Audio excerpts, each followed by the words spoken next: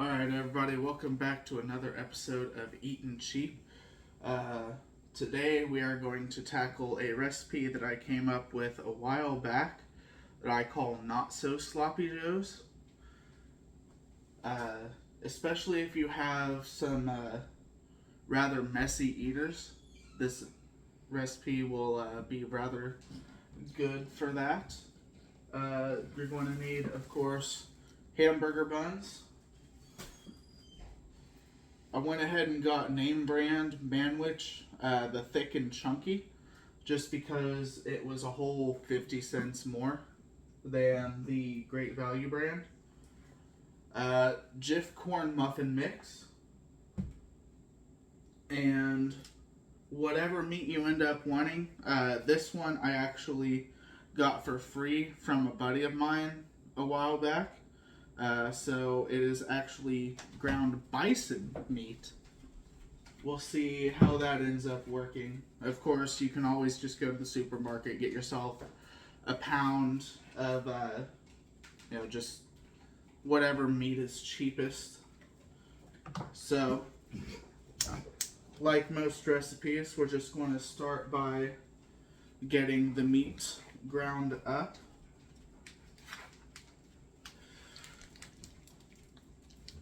Oh god, this is not easy packaging. There we go.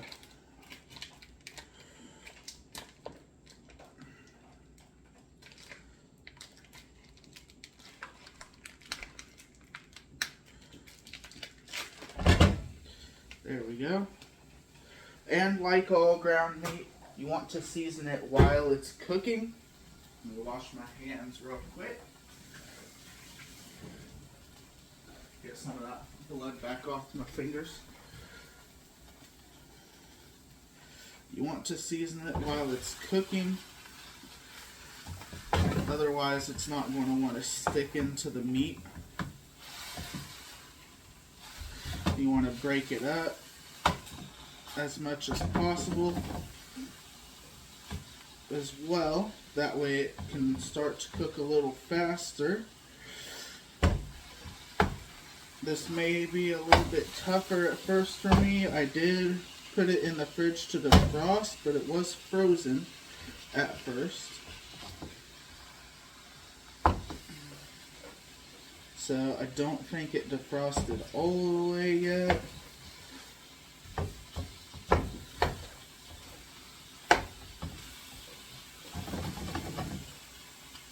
And what I'm going to be using is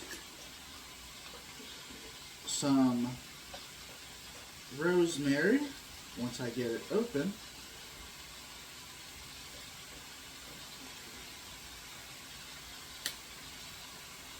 There we go. A little rosemary. Some basic seasoned salt. And a hefty amount of minced onion, because I love my onion. And we're just going to keep getting the meat all stirred up. Make sure that it's all broken apart and to the point where there's no more pink.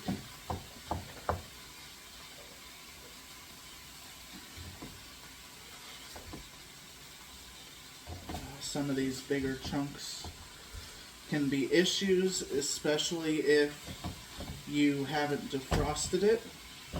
If you have defrosted it, since you'll be cooking it, if you plan on cooking meat immediately, it is okay to pop it in the microwave until it's softer.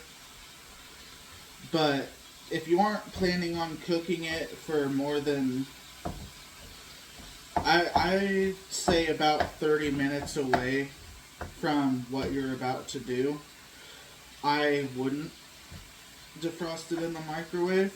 until you're ready to cook it.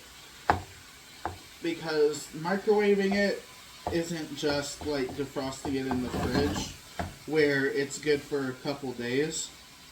Microwaving it will completely start the cooking process. And once that happens, you're going to start getting it to go into temperatures that can start doing very negative things to your food, growing bad bacteriums and such. So always be very aware about something like that. Of course, if you're doing this in a rush, you're not going to be waiting that long to do it anyway. But just as a heads up, in case you do end up having a little bit of prep time.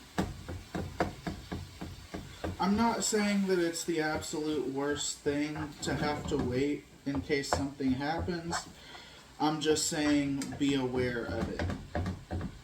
Because it can make the food a little bit more dangerous than if you cook it immediately. And we're getting very close to the point where everything's all browned. Just making sure everything's all chopped up nice and pretty.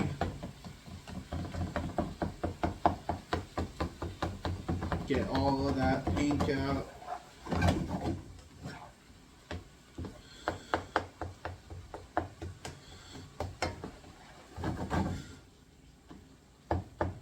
And then when you're browning your meat, you want to keep it, especially if it's been defrosted, on a rather high heat. Just because it'll make the whole process a lot faster. Like if I was cooking this on a low heat, first of all, there would be more grease because cooking longer makes the grease come out faster. Or well, not necessarily faster, but more.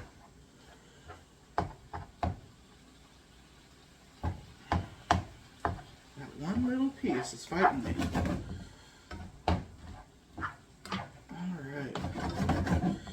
Just about there. And then, just like with most other recipes that involve ground beef, we're going to put it on some paper towels so that we can get the what we can of the grease out. So it looks like we are all browned now. Just let it simmer in there for another couple seconds. Alright, grease is out. We want to put it on our paper towel lined plate so that the grease can be absorbed more thoroughly into the paper towel. That way, whenever we pick it up to put it back in the pan, it's less likely to keep some of the grease into the meat.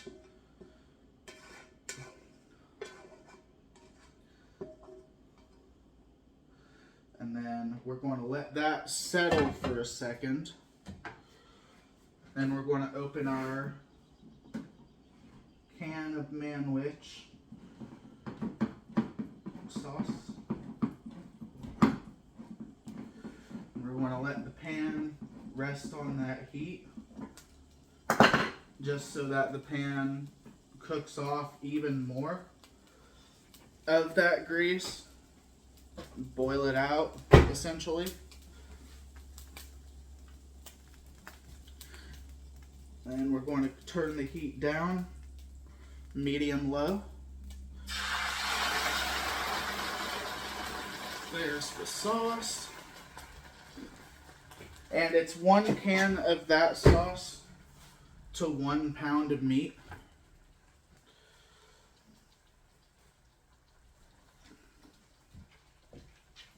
Oh yeah, see all that grease that's wanting to come out? it's good to let that out. Now we add the meat. Make sure that gets back over the pan, the tray, and then we'll just stir it around a bit. Make sure that sauce gets completely drowned in the meat.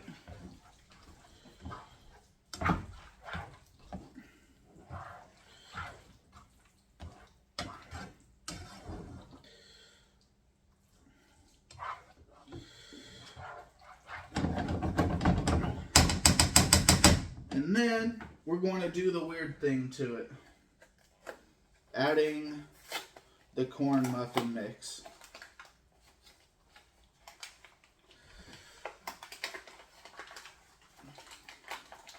And this will work kind of like whenever you don't have enough flour when you're making cookies or something. Just kind of sprinkle it in until, and sprinkle and mix until it's a more, just until it's desired thickness. It will definitely discolor your manwiches a little bit. Make it a bit more orange versus the red.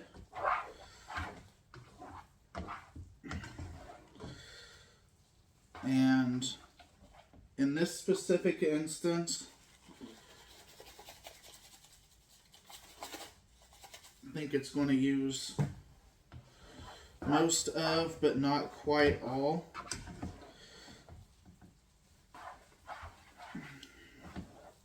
of the corn muffin mix. Yeah, see how much that thickened up? Whoops. Oh, there's home cooking for you. Tried to show the camera and I splattered it everywhere.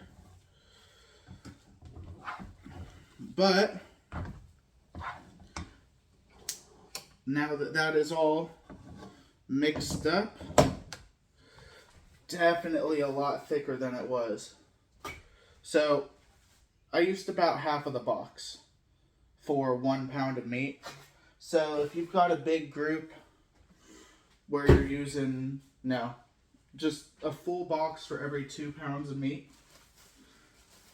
And then, as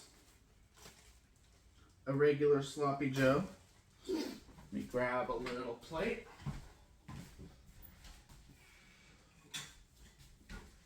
You just kind of put it together. So, burger bun.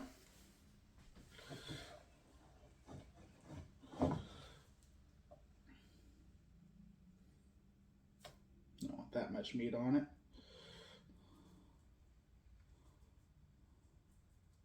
And some not so sloppy mix.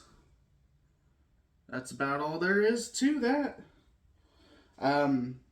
Depending on how much meat you end up putting per bun, you can easily get a whole pack of 8 buns. Of course, if you want to super load it up, you'll probably get 4. So, consume as you will. Everything all together for a burger this size, it was going to be roughly $6 for all ingredients total, assuming you already had the spices. So, this has been another episode of Eatin Cheap. If you like what you saw, like, comment, subscribe. If you subscribe, you'll be able to see all of my stuff more, whether it's my cooking videos, whether it's my gaming videos. And we'll see you next time, everybody.